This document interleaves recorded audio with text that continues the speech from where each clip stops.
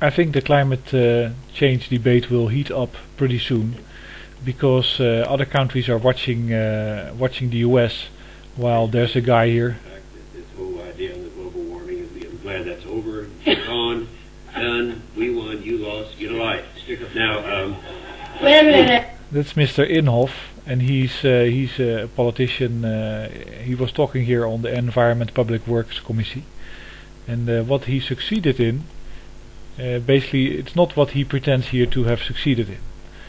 He pretends to have succeeded in eliminating the fiction of climate change, which is not a fiction. He succeeded in slowing down, stifling any action within the US for the time being on the dangerous effects of climate change. And it's just incredible if you listen to some of his testimonies, how he goes about spewing nonsense on climate change. See if I can I do want to congratulate you, Madam Chairman, because I watched your YouTube this morning. It's the first one I've seen. And the fact that you're using the term global warming again is, I appreciate that. People have been running from that term ever since we went out of that natural warming cycle about 9 years ago. I do.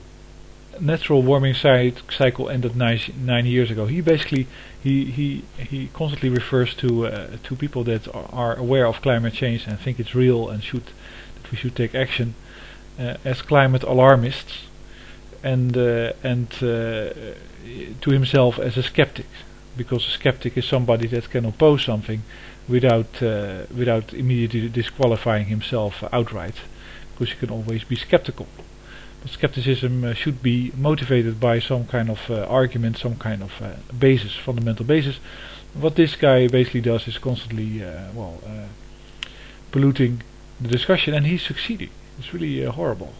Let's see if I can find the other testimony that he made.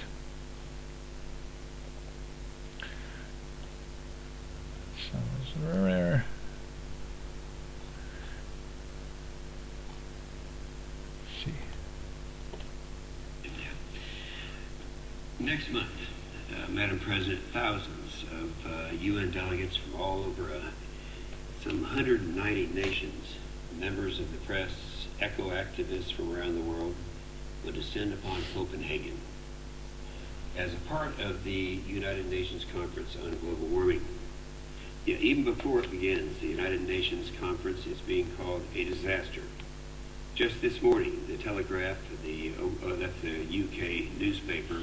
It's going to be quite lengthy. Yeah, Copenhagen will be a disaster because there's not going to be any binding targets there.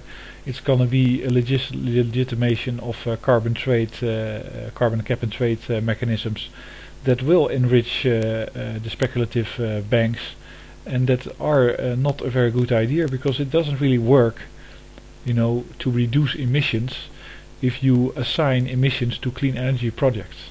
Because then, so basically I put up a windmill, I get 1,000 carbon credits, that means that somebody else can burn carbon just like before, and the whole thing that we're trying to achieve here is a carbon-free world without burning anything, because the burning heats up the atmosphere, etc., etc., which is undisputed. I had another video by him that I cannot really find now, where he just tries to make an argument against the Stern report, and he constantly talks about the economics of it, which I'm not interested in. If he, let's say, if he wants to fight, if he wants to have the climate debate, then that's fine.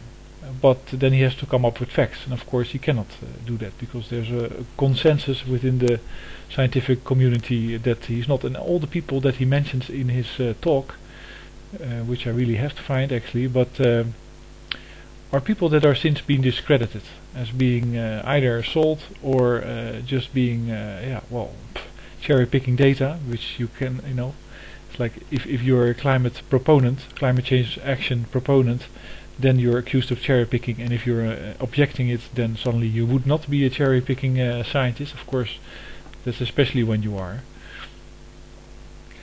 It's all complete nonsense, and it's very, I think it motivates people outside the US to look down on the US as a corrupt machine that is basically killing its own population and the rest of the world by constantly well, bowing down to the bully, which is the guy with the most money that just wants to make money and will, exactly, probably expects himself to die before the shit hits the fan.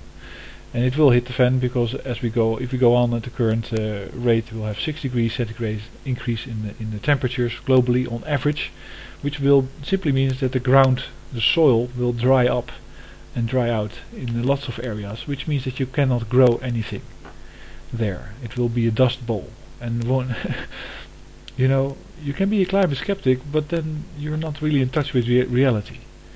Then you're being, let's say, you're being politicized. You have been politicized. You've been put in a camp with some kind of antagonism between you and Al Gore.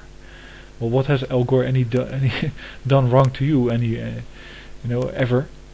And why should you be in a fight with Al Gore in your life? You should be in a fight for survival in your life, in a fight for prosperity. But apparently that's all lost on a lot of Americans that are, I guess, already religiously indoctrinated, and then also climate change indoctrinated to oppose any climate action. While of course, if you think about what climate action means,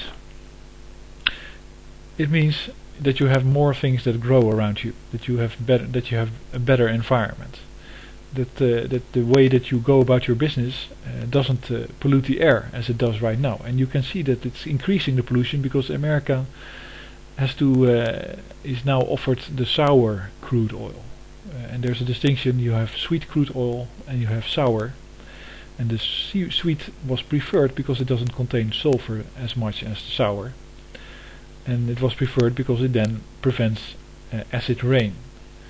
Now sour is offered to the US, and of course that is related to, or that can only be related to, either a preference of the oil producing countries to, let's say, give the rubbish to the US. After all, the US had got free oil for years and years and years, so give them what you really want to lose, actually.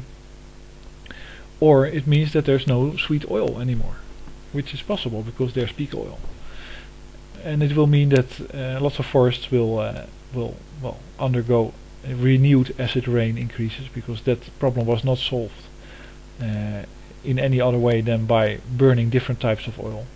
Or it means that you have to clean the sulfur out of the oil now, and that requires more energy. That makes oil less efficient and more costly to use. I actually hope that the oil will become very costly to use pretty soon, so everybody will see that the alternatives that are there are actually pretty attractive. And once they become attractive, they become cheap, and everybody will. You won't have to talk about climate change or climate science, and there won't be any dispute anymore. Everybody will then see that if you have cheap, abundant energy, you can create your wealthy society much more easily than when you have a global fight over oil and you are under the yoke of energy companies that want to centralize energy distribution and don't want to give you the power to heat your home yourself without intervention of anybody else. Which, just the last thing is, like, if the Americans would be colonized again, then the people on the frontier, if they would have been able to have solar panels when they were first doing that, they would absolutely have solar panels all the time, and they would have solar water heaters, and they would use geothermal energy, because there wouldn't be no utilities, and everybody would want to be independent like a true American. But these days everybody wants to be, let's say, dependent, basically, and that's what many people say. It's like it's oligarchy with dead slaves. That doesn't have to stay that way, and I don't think it will, but for the meantime, please don't be a climate skeptic, because you really identify yourself as a very ignorant person.